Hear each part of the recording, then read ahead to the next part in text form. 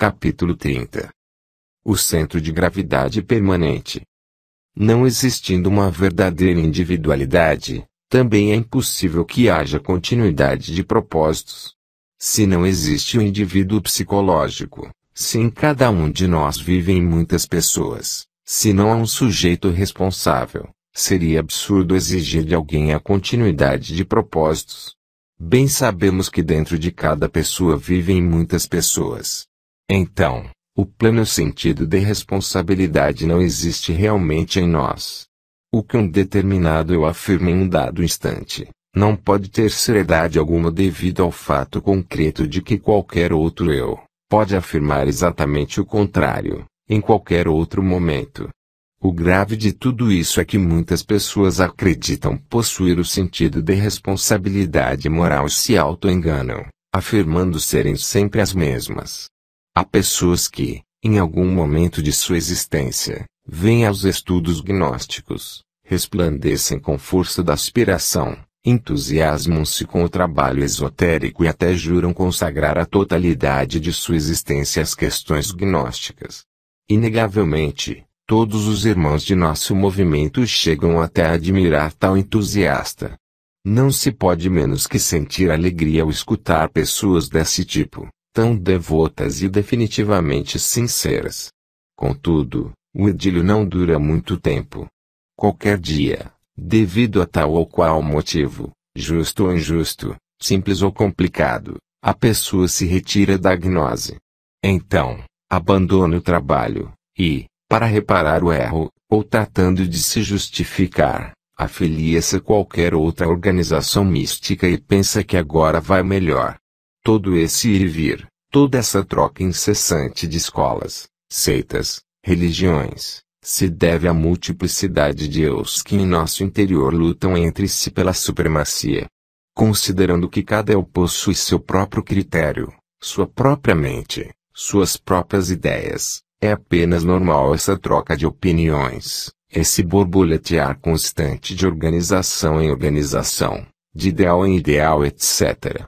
O sujeito em si não é mais que uma máquina, que tanto serve de veículo a um eu como a outro. Alguns eus místicos auto-enganam-se. Depois de abandonar tal ou qual seita, crescem deuses, brilham como luzes fugazes e depois desaparecem.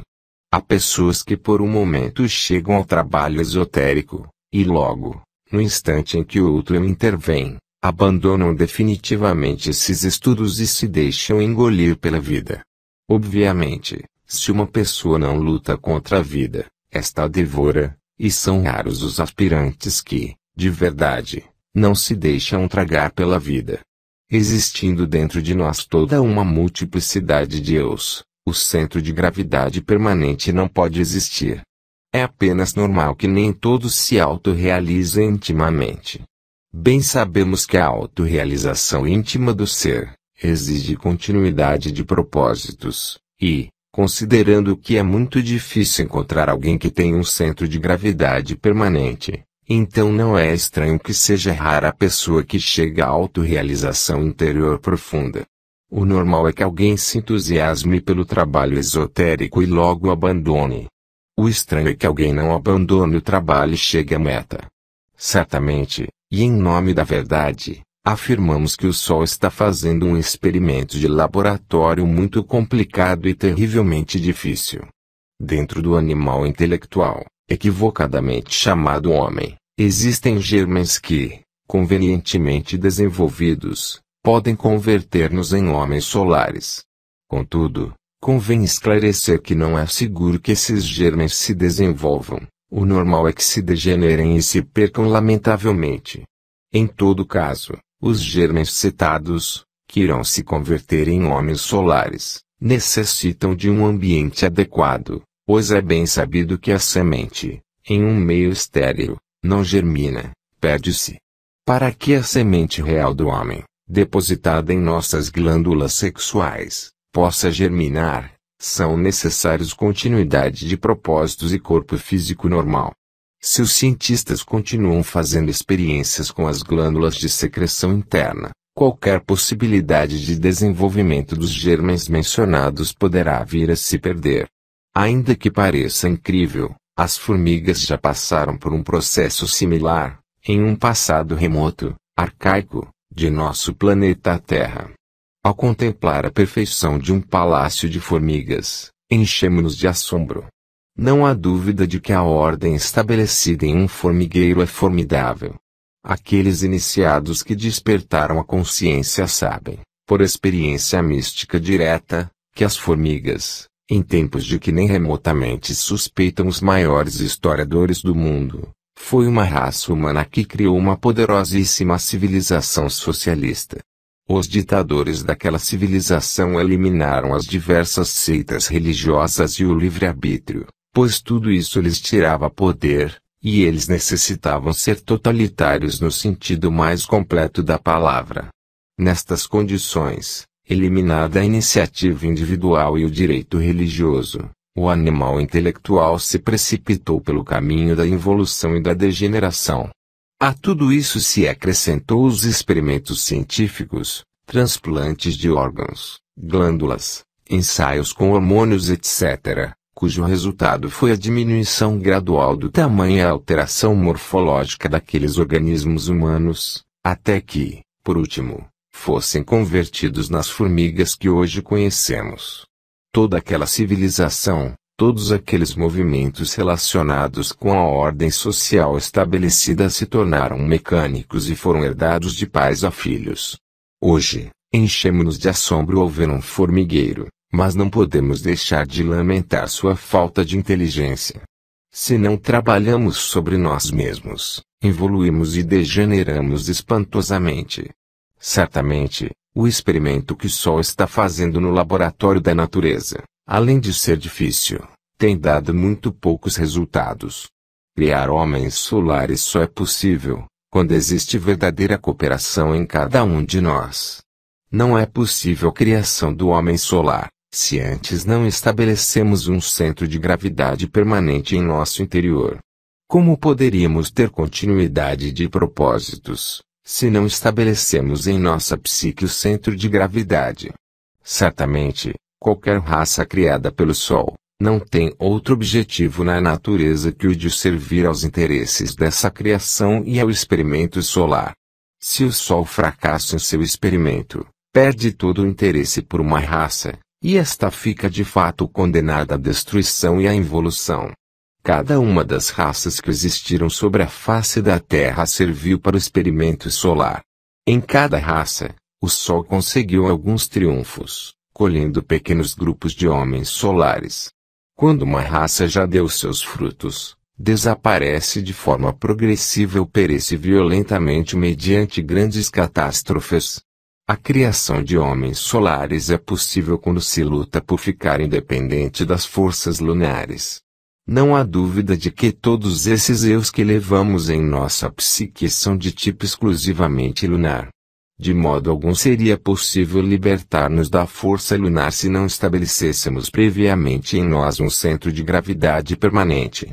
Como poderíamos dissolver a totalidade do eu pluralizado se não temos continuidade de propósitos?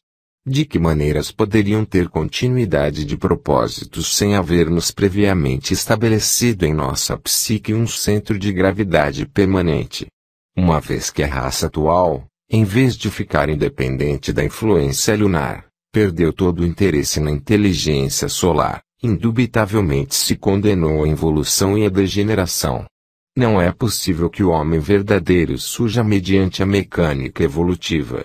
Bem sabemos que a evolução e sua irmã gêmea, a involução, são apenas duas leis que constituem o eixo mecânico da natureza. Evolui-se até certo ponto perfeitamente definido, e depois vem o processo involutivo, toda subida é seguida por uma descida, e vice-versa. Nós somos exclusivamente máquinas controladas por diversos eus. Servimos para a economia da natureza. Não temos uma individualidade definida, como supõe de maneira equivocada muitos pseudos-esoteristas e pseudos-ocultistas. Necessitamos mudar, com máxima urgência, a fim de que os germens do homem deem seus frutos. Só trabalhando sobre nós mesmos, com verdadeira continuidade de propósitos e um completo sentido de responsabilidade moral, podemos converter-nos em homens solares. Isso implica consagrar a totalidade de nossa existência ao trabalho esotérico sobre nós mesmos. Aqueles que têm a esperança de chegar ao estado solar mediante a mecânica da evolução enganam a si mesmo, e de fato se condenam à degeneração involutiva. No trabalho esotérico, não podemos nos dar ao luxo da versatilidade. Esses que têm ideias volúveis, esses que hoje trabalham sobre sua psique que amanhã se deixam tragar pela vida, esses que buscam evasivas, justificativas para abandonar o trabalho esotérico, degenerarão e evoluirão. Alguns dão tempo ao erro, deixam para amanhã, enquanto melhoram sua situação econômica, sem levar em conta que o experimento solar é algo bem distinto de seu critério pessoal e seus costumeiros projetos. Não é tão fácil converter-se em homem solar, quando carregamos a lua em nosso interior. O ego é lunar. A Terra tem 2 luas, a segunda é chamada Lilith e se acha um pouco mais distante que a lua branca. Os astrônomos costumam ver Lilith como uma lentilha, pois é a lua negra.